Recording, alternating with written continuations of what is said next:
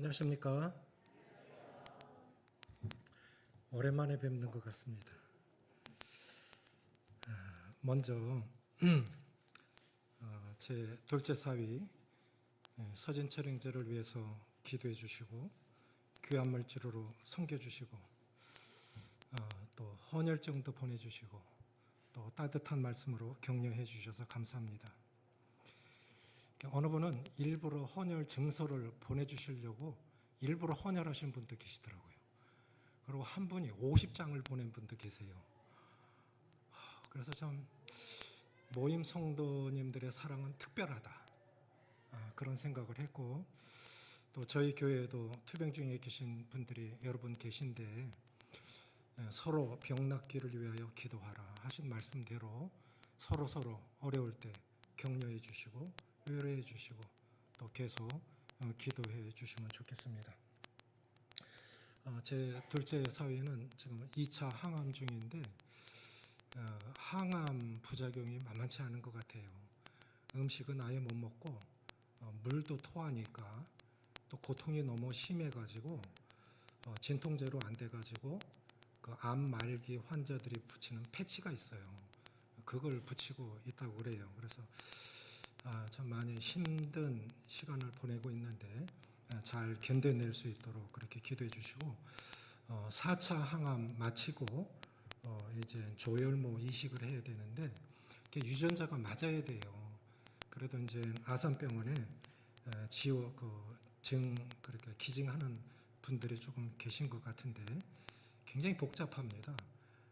촉진제를 맞아서 자신의 건강 상태를 최상으로 만들어 놓고 또 4시간 동안 누워서 피를 뽑아야 돼요. 그거 조혈모를 채취를 해야 되는데 수치가 적으면 또 한 번 뽑아야 돼요. 그러니까 이게 보통 일이 아니에요.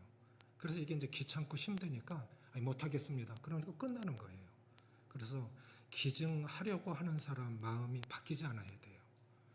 기증하는 사람이 있는 것도 귀한 거지만 그 조혈모 세포를 기증하는 사람이 참 중요한 것 같습니다. 제가 봄에 제 심장 수술해준 의료진이 너무 고마워서 경북대 병원에 시신 기증하러 갔어요. 제가 이제 전에 명절 때 딸 사위들에게 나는 시신 기증할 거다 그랬더니 좋습니다. 그러면 내 장례식 때는 시신 없이 장례를 치러라. 그리고 장례도 하루만 해라. 얘기해놓고 경북대 병원에 갔는데 가보니까 상황이 너무 바뀌었어요. 옛날하고. 지금은 장례 치르기 싫어서 시신을 기증한다는 거예요. 넘쳐난다는 거예요. 그러면 의미가 없지 않느냐. 안 한다고 이제 왔어요. 그래서 이제 거기서 그분한테 물었어요. 그러면 기독교 병원은 어떻습니까? 기독교 병원은 좀 달라요. 그래요. 그래서 동산병원으로 한번 가봐야 되겠다. 그런 생각을 하고 20년 전에 장기 기증을 했습니다. 그래서 몇 가지 기증을 했는데 그래서 이제 면허증에도 장기 기증자라고 쓰여 있죠. 그럼 만약에 이제 사고가 난다면 살아 있다면 장기부터 떼가겠죠. 그런데 제가 이제 요번에 알았어요. 그냥 둘째 딸이 유튜브를 이제 하나 보내왔는데 조혈모는 우리가 이제 혈액이 뼈에서 생산이 되잖아요. 뼈가 이 혈액을 만드는 공장인데 이 항암을 하면서 항암은 암세포도 죽이지만 산세포도 죽여요. 그러니까 공장이 소멸되는 거예요. 혈액을 만들어내는 공장이 없어지는 거예요. 그래서 다른 사람의 혈액 공장을 가져와야 되는데 그게 조혈모 세포 기증입니다. 만약에 제가 옛날에 이런 걸 알았더라면 했을 거예요. 시신 기증도 하고 장기 기증 다 했는데 이 자체를 몰랐다고요. 아마 제 사이가 이 혈액암, 백혈병 걸리지 않았다면 저도 몰랐을 거예요. 그래서 참 아쉬운 거는 이렇게 늙은 공장들은 이제 필요가 없다 이거예요. 젊은 사람 피만 가능하대요. 그리고 하고 싶어도 못 하는 거예요. 그 조혈모 세포 이렇게 은행이 있어요. 그래서 젊은이들이 이거를 기증하면 그래서 제가 그거 유튜브를 보면서 연예인이 그렇게 기증하는 전 과정을 다 지켜봤는데 정말 잘한다. 생명을 나눠주는 거예요. 조혈모. 그러니까 공장, 혈액 공장을 넘겨주는 거예요. 그래도 죽는 거 아니잖아요. 예수님 생각이 났어요. 예수님이 우리에게 생명을 나눠주셨지 않습니까? 근데 산 사람들도 생명을 나눠줄 수 있는 게 조혈모 기증이에요. 이게 얼마나 의미 있는 일이냐. 그게 맞아야 된다고. 주고 싶어도 주는 게 아니고, 받고 싶어서 받는 게 아니고, 맞아야 돼요. 그런 사람이 있단 말이죠. 필요로 하는 사람. 생명을 나눠주는 건데, 제가 젊었을 때 만약에 이걸 알았다면 저는 가입했을 건데, 이제 공장이 늙어갖고 안 받는데요. 그래서 이건 크리스찬들이 해야 할 일이다. 한 20년 전만 해도 장기 기증도 대단한 거였지만 이제는 조금 더 나아가서 조혈모 기증을 한다면 정말 한 사람 살리는 거다.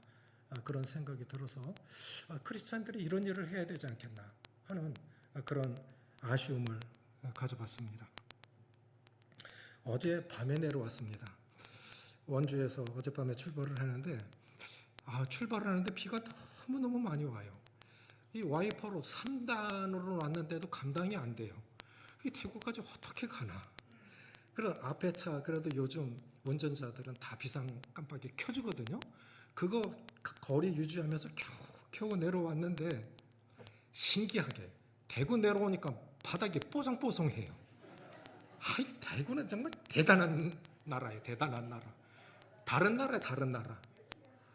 아이고, 길바닥이 뽀송뽀송해. 운전하기는 좋았지만 대구도 좀 한 줄기 왔으면 좋겠는데. 고생하셨습니다. 어느 나라보다 대구 나라 사람들 참 고생하셨습니다. 한여름 나는 거. 오늘이 처서입니다. 처서는 더위가 끝났다는 뜻이고 모기가 입 돌아가는 날이라 하잖아요.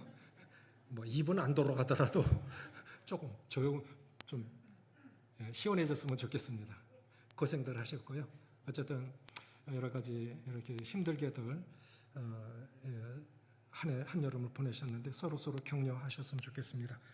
역대하 16장 7절부터 10절입니다.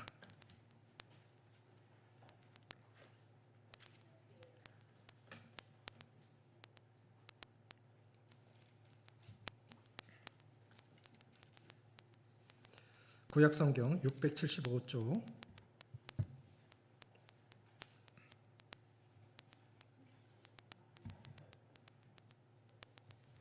7절부터 16장 7절부터 675쪽 16장 7절부터 10절까지 같이 읽겠습니다.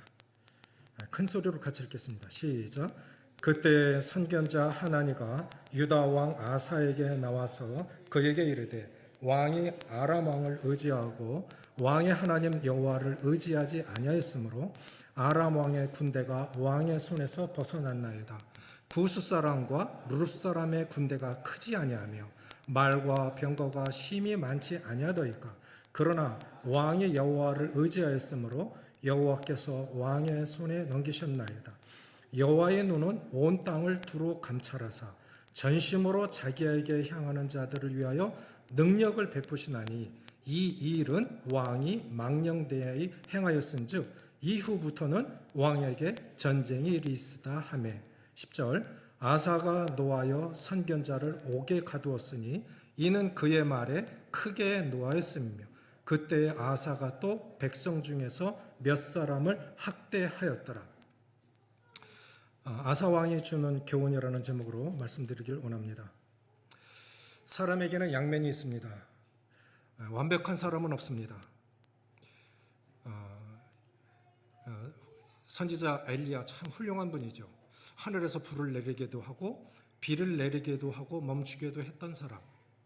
그런 훌륭한 선지자였지만 이세벨이 자기를 죽인다고 하니까 사역지, 북왕국 이스라엘 사역지를 버리고 남쪽으로, 동역자도 버리고 남쪽으로 내려와서 죽기를 구합니다.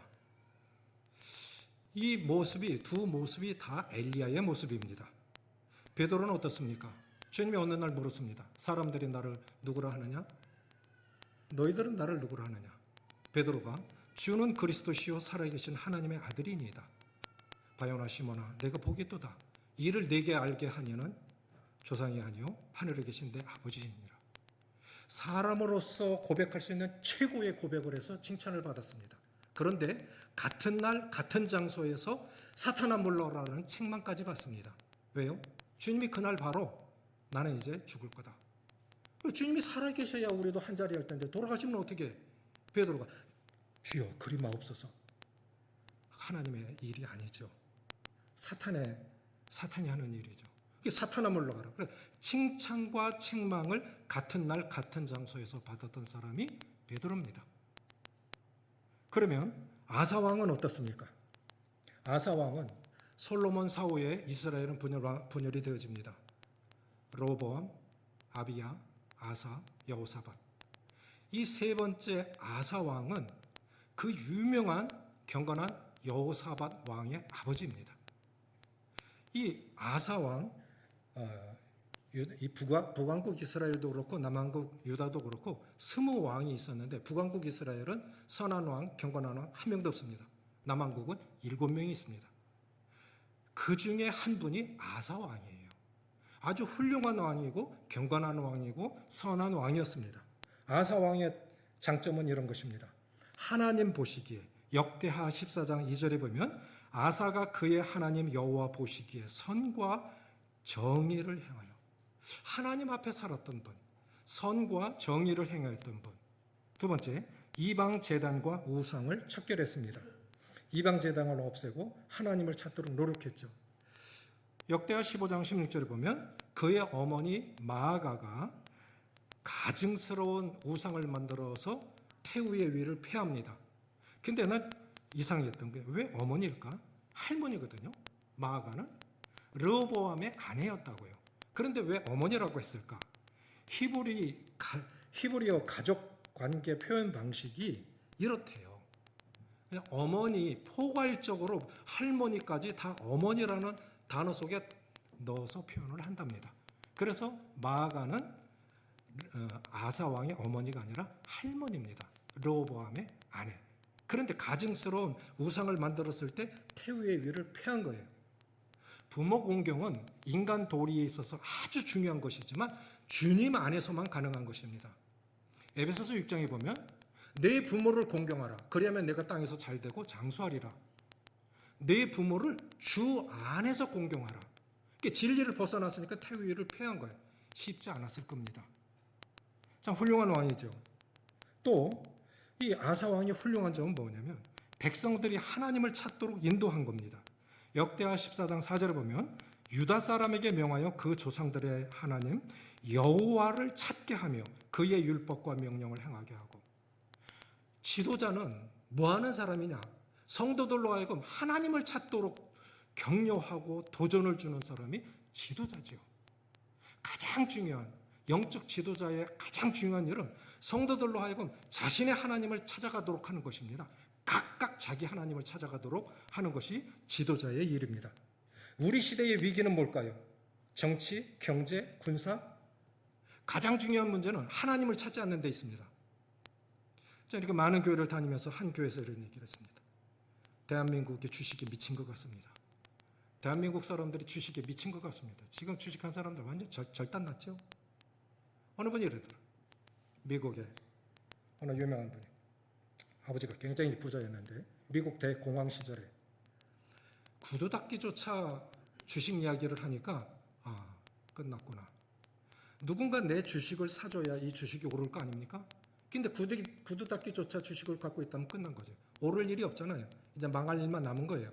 그래서 자기의 주식을 다 팔았다 이거. 손에 하나도 안 봤죠. 당시 미국의 대공황이 왔을 때 은행의 50%가 문을 닫았습니다. 나라가 망할 뻔했죠. 지금 꼰박질 치고 있잖아요. 가장 중요한 건 뭐냐면은 경제도 아니고 정치도 아니고. 정치 지도자들 보면은 텔레비 끄고 싶죠.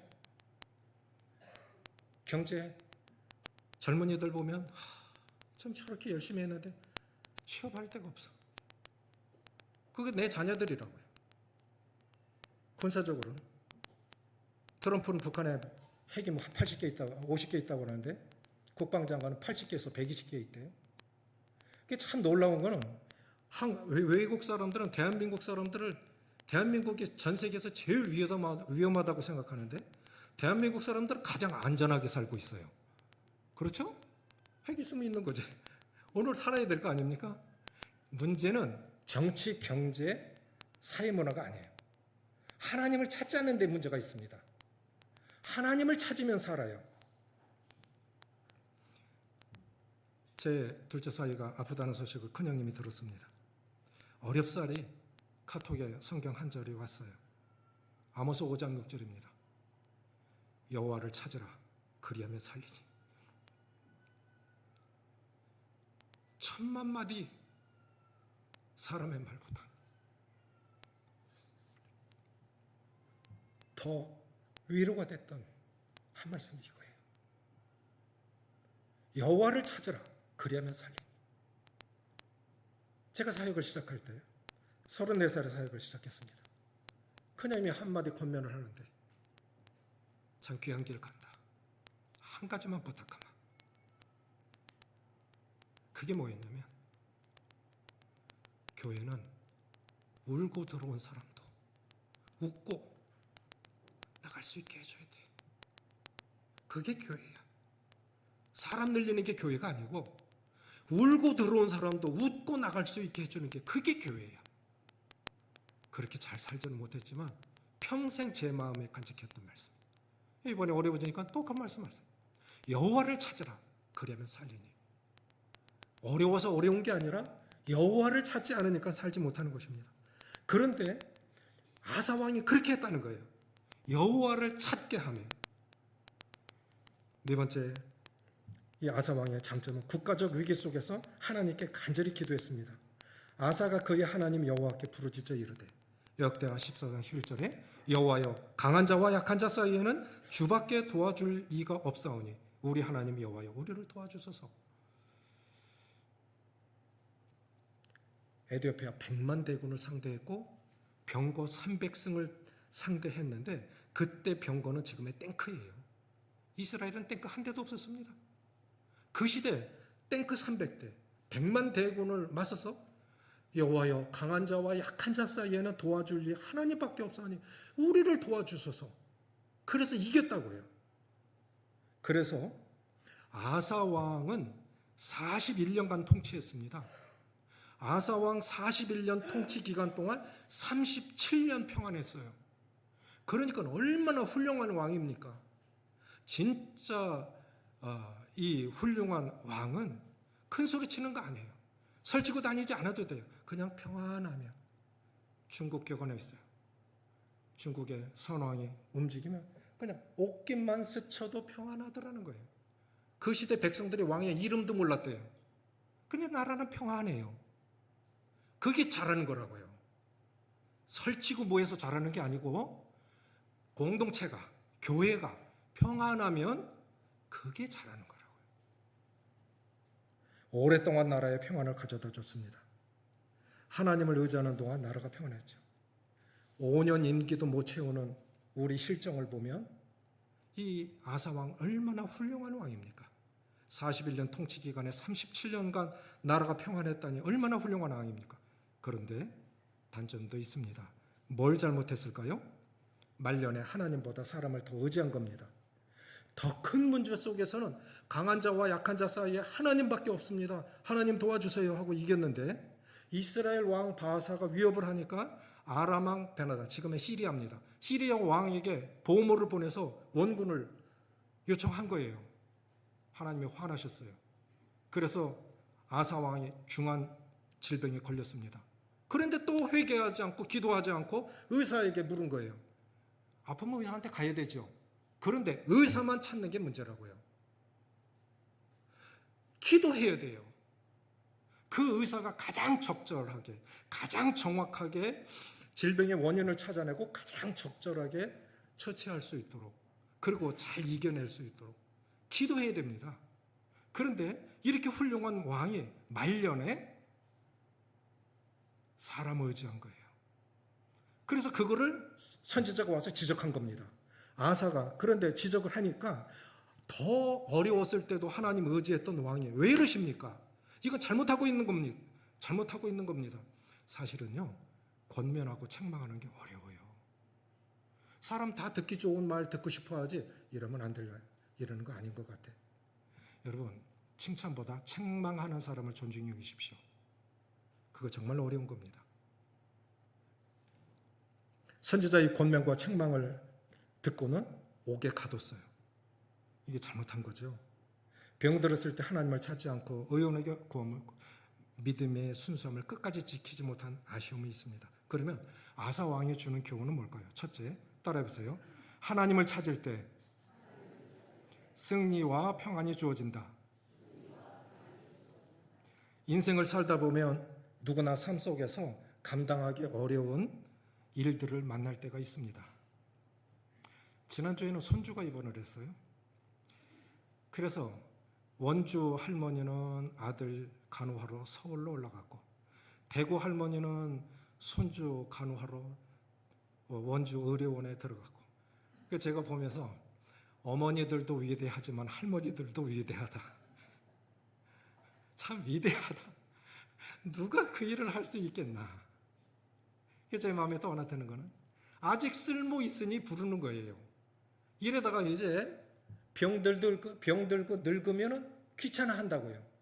그게 자식이에요. 어른들은 기대하지 마십시오.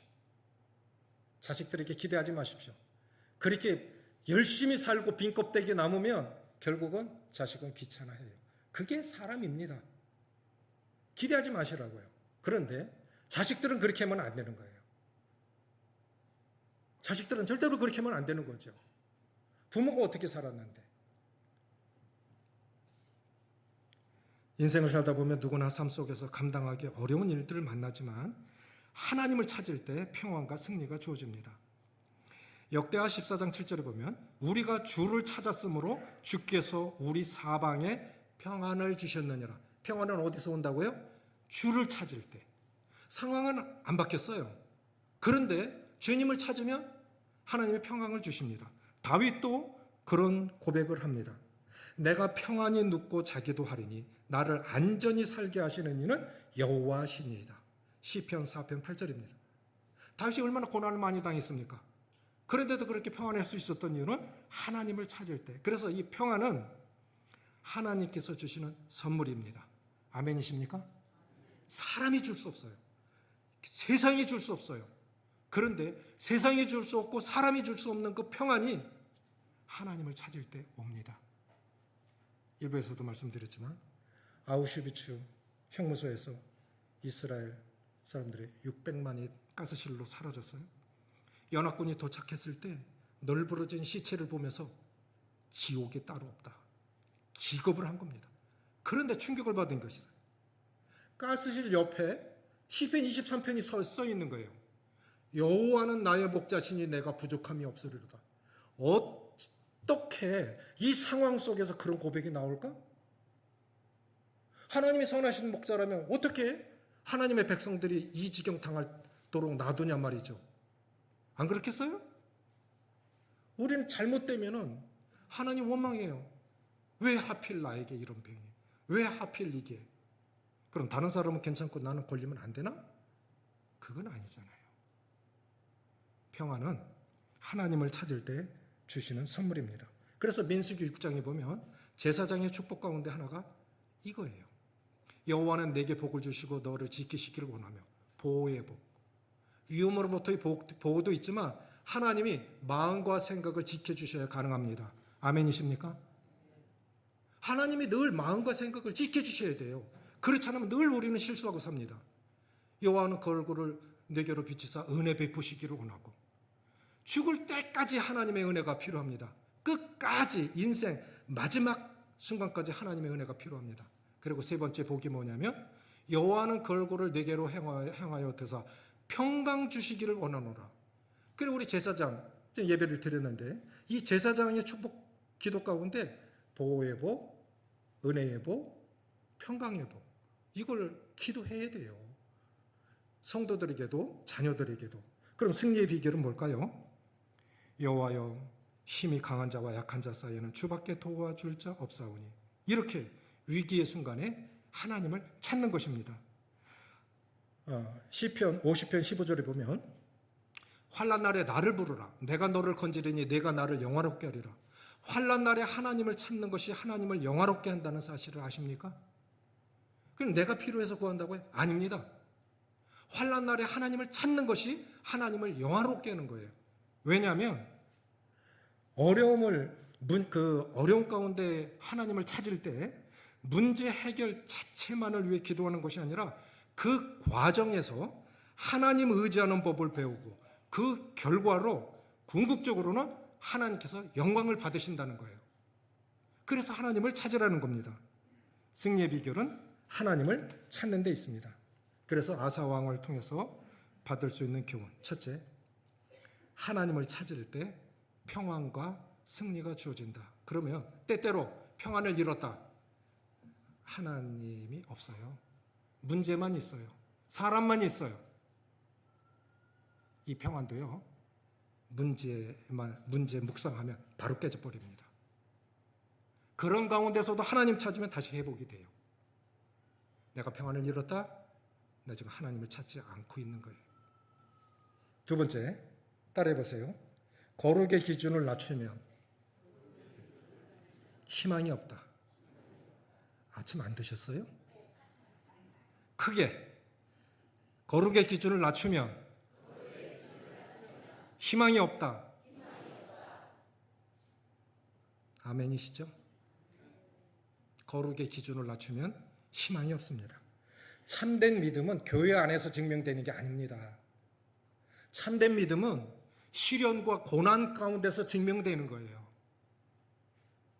아사 왕은 젊은 시절에 하나님 의지했지만 말년에 하나님 의지하지 않았습니다. 그러면 다른 위대한 분들은 어떻게 했을까요? 다니엘을 보십시오. 다니엘 6장 10절에 보면 다니엘이 이 조서에 왕의 도장이 찍힌 것을 알고도 집에 돌아가서 윗방에 올라가서 예루살렘을 향하여 열린 창에서 하루에 3번씩 전에 하던 대로 기도하고 감사하였더라. 따라해 보세요. 전에 하던 대로. 이게 꾸준함이에요. 꾸준함이 능력입니다. 신앙이 해딱해요. 그 사람 볼 거 없어요. 미안하지만. 넘어지고 자빠져도 그 자리에 있어야 돼요. 꾸준함이 능력입니다. 타협하지 않고 믿음을 지킨 결과 그렇게 한 거는 결국 죽음의 길을 택한 겁니다. 인간적으로 보면 죽음의 길을 택한 거예요. 왕이 도장을 찍어놓고 다른 대상에게 기도하면 사자굴 속에 집어넣는다는 조서가 내려졌는데도 기도했다? 나 죽여달라는 뜻이죠. 인간적으로 보면 죽음의 길을 택했는데 결과적으로 어떤 일이 벌어졌을까요? 다니엘서 9장 다니엘이 80세 때 쓴 거예요. 10대 때의 결심이 하나님 앞에 정직하게 양심을 버리지 않겠다는 결심, 기도하며 살겠다는 결심, 이 결심이 80대까지 갔습니다. 꾸준하게 간 거예요. 그래서 제국이 3번 바뀌어요. 다니엘 생애 가운데 제국이 3번 바뀌고 왕이 5번 바뀝니다. 그런데도 여전히 총리예요. 꾸준함이 능력입니다. 그래서 마태복음 5장 13절에 보면 너희는 세상의 소금이니 소금이 만일 그 맛을 잃으면 무엇으로 짜게 하리요? 후에는 아무 쓸데없어 밖에 버리고 사람에게 밟힐 뿐이니라. 그리스도인이 믿음의 기준을 낮추면, 거룩의 기준을 낮추면 자신도 기쁨이 없고 세상에서도 세상에 영향력을 미칠 수가 없어요. 너 저번에 술 먹었잖아. 근데 이번엔 왜 안 먹어? 끝난 거예요. 얻어맞아도 버텨야 되는 거지. 거룩의 기준을 낮추면 자신에게도 주위 사람들에게도 거룩한 영향력을 미칠 수 없습니다. 그리스도인이 세상 사람과 똑같은 방식으로 살면 더 이상 기대할 것이 없습니다. 교회가 세상과 구별됨을 이루면 세상을 변화시킬 능력을 잃게 됩니다. C.S. 루이스가 이런 말을 했는데 하나님의 길을 저버리면 그것이 우리에게 고생이다. 따라해보세요. 하나님의 길을 저버리면 그것이 우리에게 고생이다.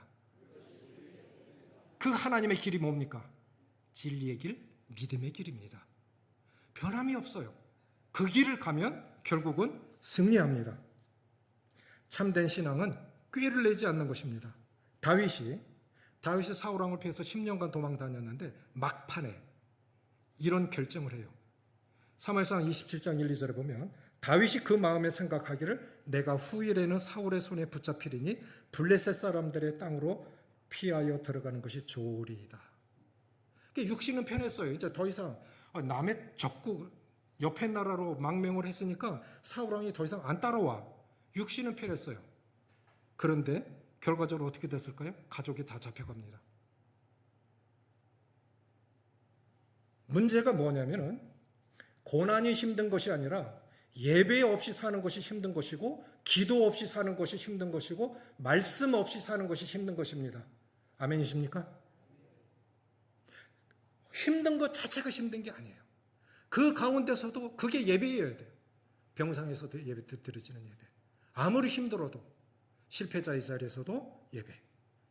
상황 자체가 힘든 게 아니라 예배 없이 말씀 없이 기도 없이 사는 것이 그것이 힘든 것입니다. 결국 시글락 성읍이 불타고 가족들 모두 아말렉 족속에게 잡혀가서 나중에 되찾아오기는 하지만 그래서 진리의 길은 때때로 더디고 힘들어 보이지만 그 끝에는 하나님의 뜻과 평강이 있습니다. 반대로 내가 만든 길은 처음에는 빨라 보입니다. 잘 될 것 같지요? 천만에요. 갈수록 어려워집니다. 그러니까 그리스도인들은 진리의 길을 끝까지 따라가야 됩니다. 그래서 우리는 이렇게 기도해야 됩니다. 주님, 제가 원하는 길이 아니라 주님께서 원하는 길을 갈 수 있도록 도와주십시오.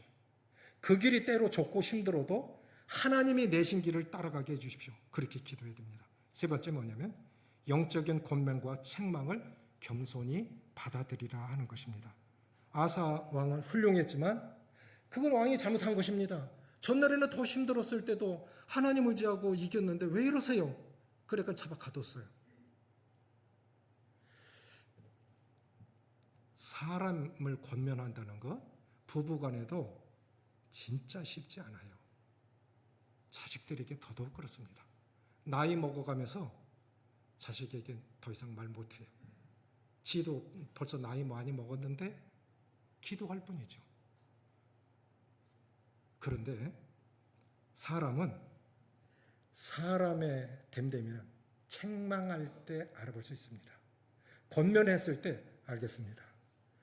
그 권면자가, 그 책망자가 배우자일 수도 있고 앞선 인도자일 수도 있고 강단 말씀일 수도 있고 개인적으로 말씀을 읽을 때 성령님께서 하시는 음성일 수도 있습니다.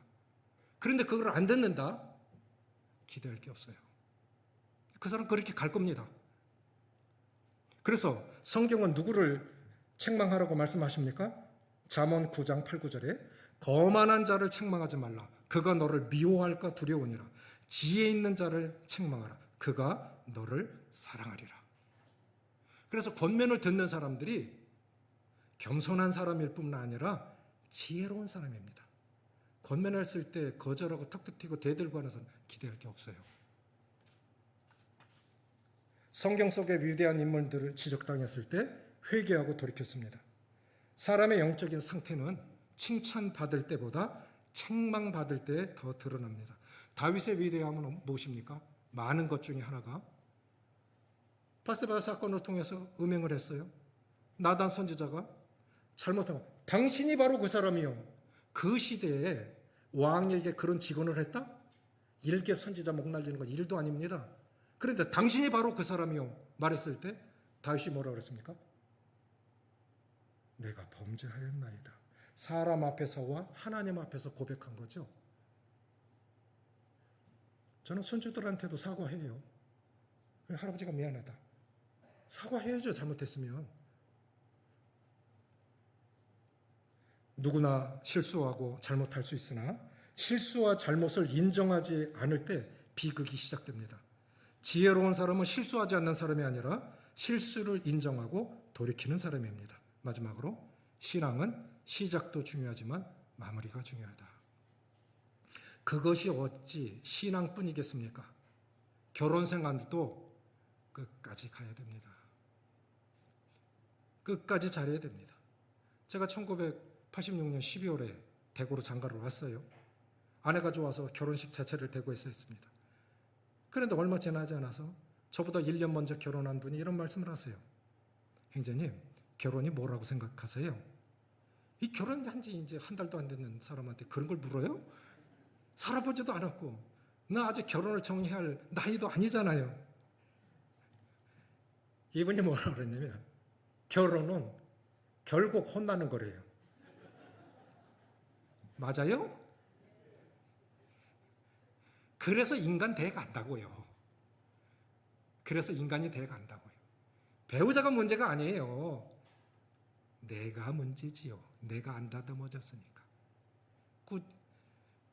시작도 중요하지만 끝까지 잘 가야 됩니다. 시작하는 사람은 많지만 그 길을 끝까지 마무리하는 사람은 많지 않습니다. 등산의 성공은 정상 정복하는 거지만 신앙의 승리는 완주하는 데 있습니다.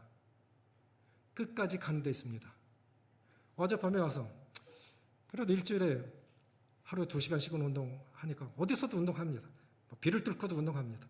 어젯밤에 그늦게 와서도 단사질 쪽으로 가는데 왕궁길을 걸었나 보더라고요. 어제 어마어마한 사람들이 왕궁길을 걸고 내려오는데 끝까지 완주하기가 참 쉬울까요? 쉽지 않아요. 그래서 끝까지 하나님의 은혜를 구해야 됩니다. 그럼 끝까지 이 신앙도 결혼생활도 끝까지 완주할 수 있는 비결은 뭘까요?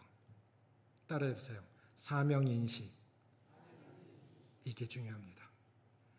사명인식이 없으면 오늘이라도 지금이라도 언제라도 내려놓고 떠날 수 있는 것이 인간입니다.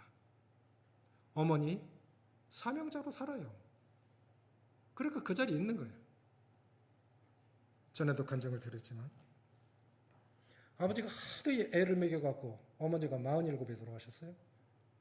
어느 날 형들은 학교 가고 저는 6, 7살 때 어머니 따라 밭에도 가고 논에도 가는데 어머니가 큰 보따리를 들고 논두렁길을 가는 거예요. 느낌상 어리지만 어머니가 먼 길을 가는 것 같아. 이 어머니 없는 집이 너무 무서운 거예요. 그래서 제가 졸졸졸 따라갔어요. 그랬더니 어머니 하신 말씀이 이놈의 자식 너 때문에 못 가겠다. 그러면서 울면서 털어쓰시더라고요. 그게 내가 너무 충격을 받았어요. 형들 학교 갔다 왔을 때 어머니가 이랬다. 그 얘기를 하니까 형들이 하는 얘기가 야 엄마 수없이 그랬어. 그래서 6남매 살아남은 거예요. 주님 안에 다 있는 거예요. 누군들 그 자리 놓고 싶지 않겠습니까? 그만두고 싶지 않겠어요? 그 자리가 클수록 더 힘들고 어렵겠지요.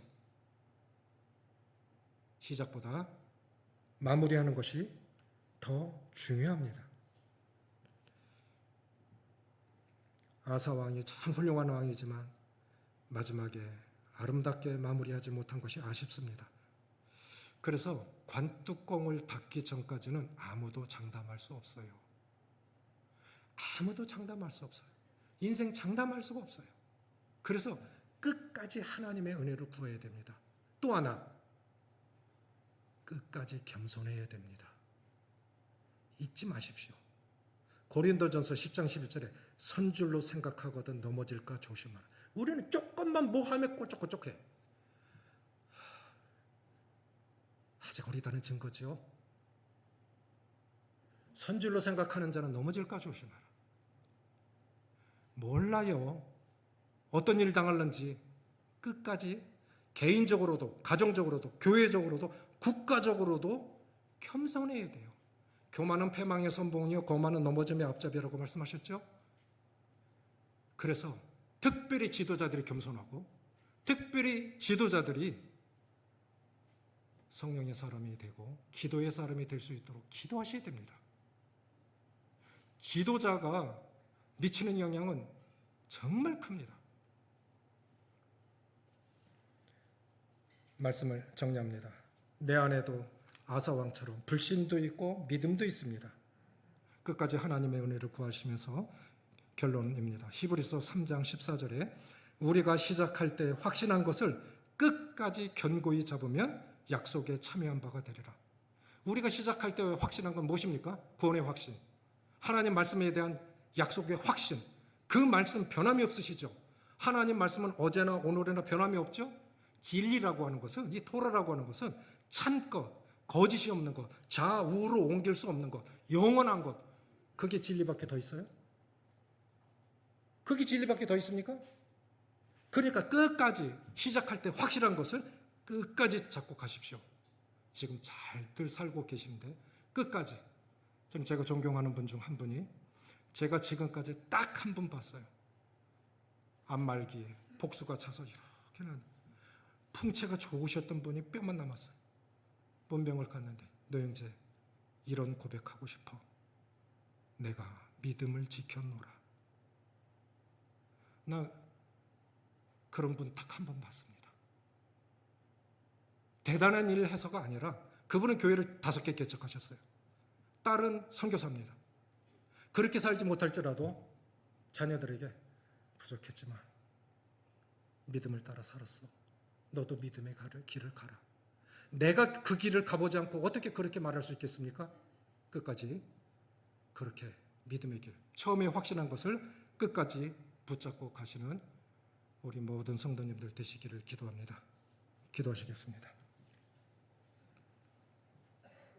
여기까지 온 것이 하나님의 은혜입니다.